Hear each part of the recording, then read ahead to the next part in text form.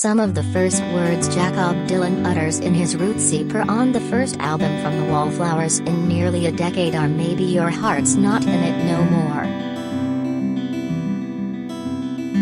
It's a shrug of a statement directed at a romantic partner, but also a clever twist from one of rock's most introspective poets.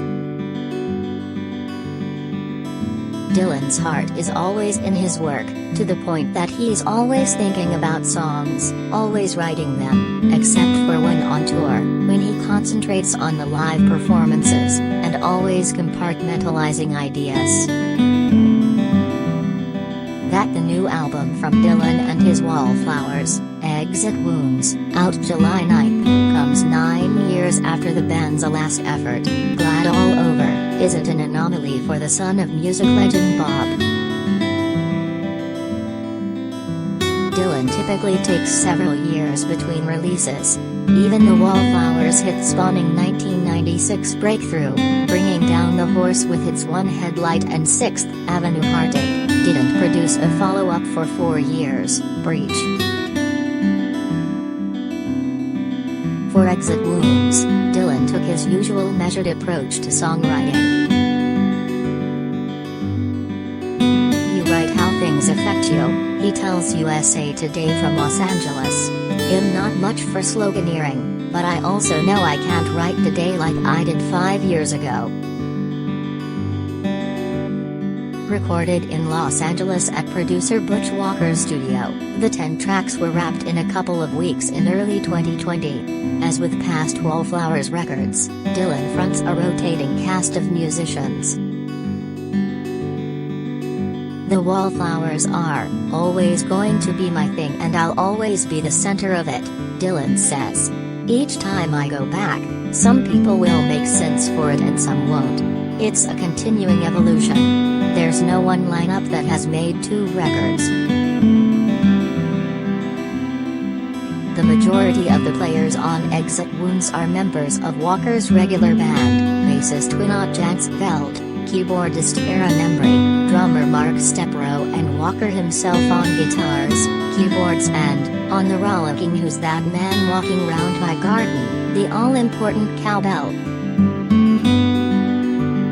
"It's fun to have a sandbox full of people, and it seemed fitting to use my band," Walker says from Los Angeles.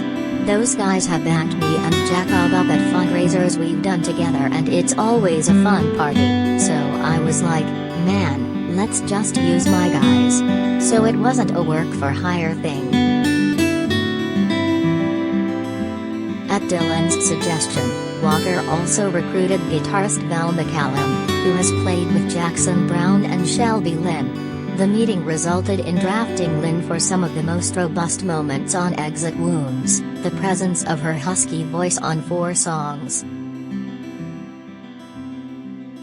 Though Dylan says he doesn't typically seek out guests, he wanted a female duet partner for Darlin' Hold On, a lilting, smoky bar ballad.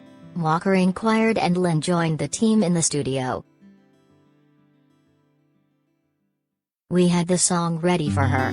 I think she did it maybe twice and then it occurred to me, if she's here and wants to sing more, look how easy it is for her," Dylan, 51, says. "It was a small group of people making this record and she was having a good time and just became part of the band for the album." He adds with a laugh, "It's hard to get noticed next to Shelby singing. She's so good. If she asks me to come on a song, I'm gonna need some time."